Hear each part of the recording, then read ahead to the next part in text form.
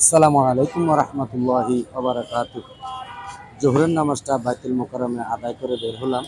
আলহামদুলিল্লাহ, আল্লাহ পাক রব্বুল আলামিন আমাদের নামাজ কবুল ও মঞ্জুর করে নেন। আর এই মুহূর্তে আমি দেশের একটা শান্তি কামনা করছি। আল্লাহ পাক রব্বুল আলামিন আমাদের দেশের ভিতরে একটা শান্তি পয়দা করে দেয়। আল্লাহ রহম করক, আমরা যেন সকলে মিলেমিশে দেশে থাকতে পারি। কোনো হানাহানি মারামারি থেকে আল্লাহ পাক আমাদেরকে বিরত রাখুক। আল্লাহ পাক আমাদের রাষ্ট্রকে হেফাজত করুক। বর্তমানে এখনো দেশ নেতৃত্ব শূন্য আছে।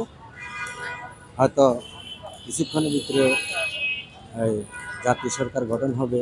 আল্লাহ পাক রব্বুল আলামিন আমাদের সবাইকে হেফাজত করুক। আমরা মারামারি কাটাকাটি হানাহানি থেকে বিরত থাকি। আমাদের দেশে হিন্দু সম্প্রদায় আছে, লঘু সম্প্রদায় যারা সংখ্যালঘু, তাদেরকে আমরা হেফাজত করার চেষ্টা করব। আমরা মারামারি কাটাকাটি হানাহানি থেকে বিরত থাকার চেষ্টা করব। দেশে শান্তি বিরাজ করে যেন আমরা সেই রকম কাজ করার চেষ্টা করব। সবাই মিলেমিশে থাকার চেষ্টা করি। সবাই আমরা ভাই ভাই। আমরা আমাদের রাষ্ট্রের কোনো ক্ষতি করব না, রাষ্ট্রের কোনো সম্পদের ক্ষতি করব না।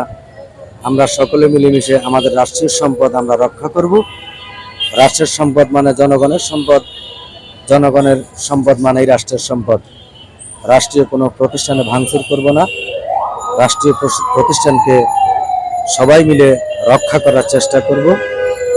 সবাই যেন মিলেমিশে থাকতে পারি, আমরা ঐক্যবদ্ধ হয়ে সুন্দরভাবে দেশে থাকতে পারি, সেই চেষ্টায় আমাদের অব্যাহত রাখবো। আল্লাহ পাক রব্বুল আলামিন আমাদের রহমত দান করুক। আল্লাহ পাকের কাছে এই দোয়াই করি।